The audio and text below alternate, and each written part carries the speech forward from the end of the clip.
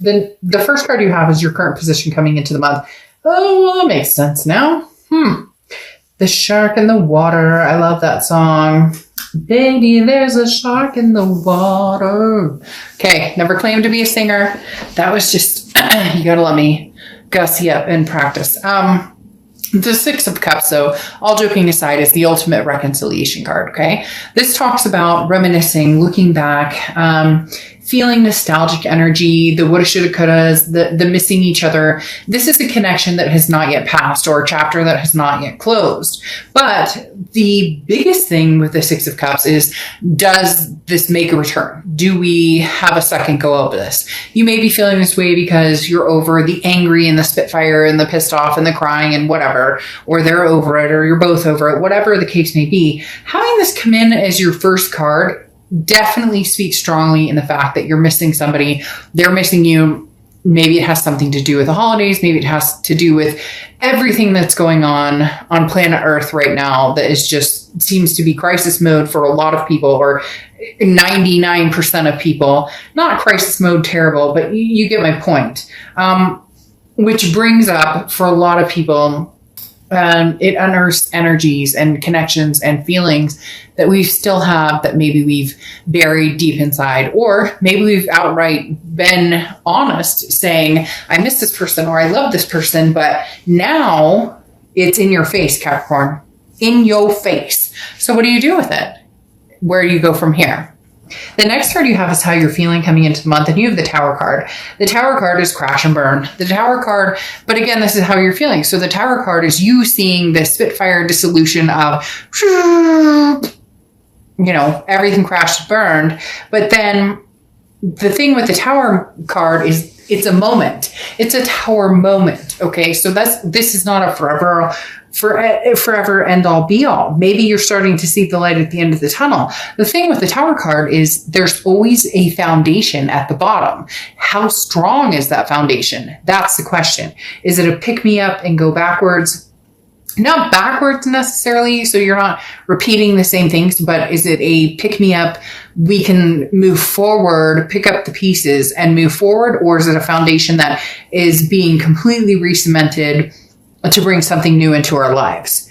The next card you have is your distant past. So the past 5-10 years, could be throughout your childhood, and you have the High Priestess. So the High Priestess is basically saying, look, let the universe hang out here. Let the universe roll with the dice with you here. Because the High Priestess talks about letting go. I mean, you have no control over what is coming. This is a knowledge that's passed down through the ages. Okay. This is something that is a legacy of learning. So you've learned from past mistakes and you're making decisions that are better for you, and you're climbing this ladder, this plateau. You're starting to come to a plateau of, okay, I get it, right from wrong. And you would think, you're like, dark dove, fuck, we're all adults here, but you would think that, right? But at the same time, I don't know about you guys, but I know in relationships I've had, I could be a wee bit of a baby, or they can, or we can all have that, side of not sure what to do. And so I'm, gonna, kind of,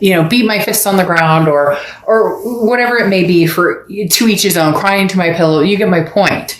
The thing here though, is the High Priestess says, look, I'm making peace with the situation. The High Priestess says, I'm not sure where this is going, and that's fine, but I've learned through this lesson of legacy over and over and over, this kind of roller coaster I've been on. I'm learning. It went from me maybe not getting my way and being pissed off because this relationship fell through, or this job fell through, or this didn't work out with a family member. And then all of a sudden saying, you know what? That's okay. Because we all have Tower moments, but we have good memories, amazing memories. And those are the things to bring to the forefront, especially now, especially this time now. There's a purpose here. What's your purpose, Capricorn? The next card you have is your immediate past, or the past few weeks, past month or two. There you are, Capricorn. Now, the Devil card represents Capricorn. So that could be it, plain and simple. Okay. But the Devil card also represents vices, addictions, jealousy, a lot of different issues. Now, it doesn't have to be, oh, we're all, running around as crackheads and drinking ourselves to death. A lot of people just assume that the devil is like this terrible, terrible, terrible, non-recoverable energy. But the devil sometimes can just be mental. It can be, hey, you know what? I'm stuck in my house all the time and I have to, homeschool 4 kids and my partner is never around. And, you get my point. Like sometimes the devil is just our mind doing what it does best, which can upgrade, downgrade, emotionally wipe us out, emotionally bring us up.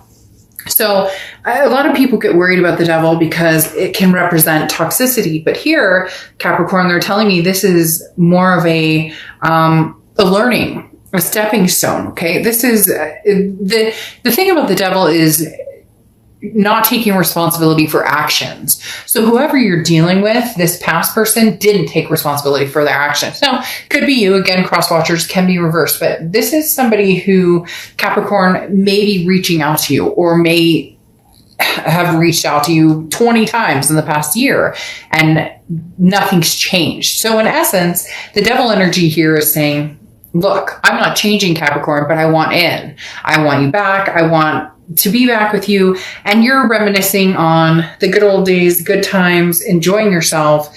But be cautious of that devil because that talks about, again, it doesn't have to just be vices. It doesn't have to just be, toxicity. It can just be that nothing's changing. There's no rhyme or reason. It's just, Capricorn, I love you so much. And you're going, okay, I love you too. And I recognize the feelings I have for you, but shit, we've been through hell and back. So what's changing? And in the past few months, they've shown you that nothing's changing. So either you're not speaking to them or you're speaking to them very rarely, or for some of you, you guys are ghosted or not talking or haven't communicated at all, but there's still that connection and you just can't quite release it. The next card you have is your distant future, so the next few months. And you have the Four of Cups. Four of Cups gets on my nerves because the Four of Cups is that ship has sailed. I'm wasting my time. I'm going to be taken advantage of. A sense of apathy. For some people, it's like, their ex or even yourself, feeling very self-absorbed. So this is somebody you've dealt with who just consistently has let you down to a certain extent. And Capricorn, what are you going to do about it? Then all of a sudden they showed me a cheerleader. So if somebody you're a cheerleader or a cheerleader is something, because it's literally like, what are we going to do about it? Be aggressive. Like, I don't know where that's coming from, but for somebody out there, it literally, that resonated with like one person who's like, oh, that's me. But anyways, the Four of Cups talks about legitimately, come on, Capricorn, what do you want? What are you going for? Is this person taking advantage of you? Are they taking up your time? I find it ironic though, because the first card coming out is, I miss you. I love you. And you guys have a birthday coming up in the next few months. It's got to be kind of tough to be on that plateau, right? To be on that cusp right there. But there's somebody that you care deeply about, and you can BS me all you want, and I could BS you, but that's not my style. I don't sugarcoat things. Having this pop out here tells me that you're seriously missing somebody. I don't necessarily know that they have their stuff together, and I don't know that you're ready to go on a circle jerk, but there is a reason or a rhyme to that reason as to why you're feeling something significant towards this person. The Knight of Cups, are they swooning you this month? Capricorn, are they going to come in? The Knight of Cups represents, or this placement represents, the immediate future. So throughout November, the Knight of Cups is somebody who's romantic, very whimsical, very dreamy, very, lustful, all of the above. So, do you have somebody who's coming in who's making changes, or do you have somebody who's coming in that you miss, that you guys have that connection, that zing, that electricity in the air, but you can't quite get over this right here, right now? We'll see what the rest of the cards say, but this definitely illustrates an issue of stagnation, that things are not moving into the next phase of getting better. So again, I ask, what is the purpose of this? The next card you have is anything tangible throughout the month. And you have the Nine of Wands. So, I mean, here you are saying, look, I'm capable of handling anything. The Nine of Wands is capability, stamina. It's moving forward. It's forward momentum in the fact that nobody understands what you're made of. And Capricorn, you guys are balls to the wall, like legit, a sign that I always have this very strong energy of, you know, I can be pulled through the freaking mud, dipped into quicksand, and come out smelling like molasses and roses. Like, seriously. So this is telling me that your ultimate power is showing up this month, Capricorn. You guys are amazeballs in the fact that and I don't know why sorry, with the ball thing, I don't know why, but just don't ask, it's coming out. The Nine of Wands is talking about literally the stamina of all staminas, the capability across all land. So this is saying, look, you can handle this past person. Yes, you miss them. Don't lie to me. Don't lie to yourself. But at the same time, you're handling it. They're telling me you're handling it. Like you see this. You're not dumb. You're not like, blind to this energy here. But at the same time, you can persevere. And this person may not think, they're like, oh, Capricorn, you can't live without me. Oh, I miss you. I'm going to tell you everything you need. I'm going to romance the hell out of you. I'm going to start sending messages. It could be somebody you haven't heard from in a year. And all of a sudden they pop up and they're like, oh, Capricorn, I miss you. And you're like, I'm under this mask waiting because you don't know what can come out. Like, you don't know what I'm capable of. The next card you have is how you're feeling throughout the month. You have the Magician card. So the Magician card is always, I have the tools I need to go where I want. It's just about making things happen. You know where you want to go. You know what you want, Capricorn. If it's somebody from the past, fine. But if they're BSing you, call them out on the BS. Can there be a change? Can there be a breakdown of everything, a dissolution of everything, and a new foundation built? Or not? The Magician card is saying that you will know. And for some of you, you already know. You're just waiting for the right moment, the right time to figure out where you're going. The next card you have is your hopes and fears for the outcome of the month. And you have the Empress card. The good old Empress. Very loving, very nurturing, very, but stable within her or his self. I don't apply sex to the cards. The Empress card talks about, being very nurturing, but being very nurturing with the understanding that you're being nurturing in the fact that, or loving or sweet, in the fact that this is kind of a cycle. Death, rebirth, death, rebirth, death, rebirth. So in essence, and I'm not talking about a physical death. I'm talking about,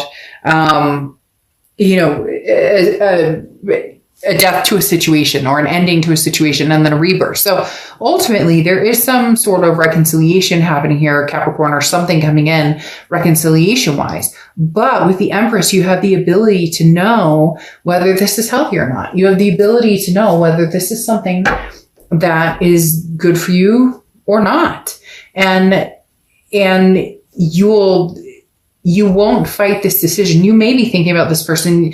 There might be the ultimate reconciliation card right here saying, oh, we're getting back. But you're not a doormat. You're not like, you'll know what I mean.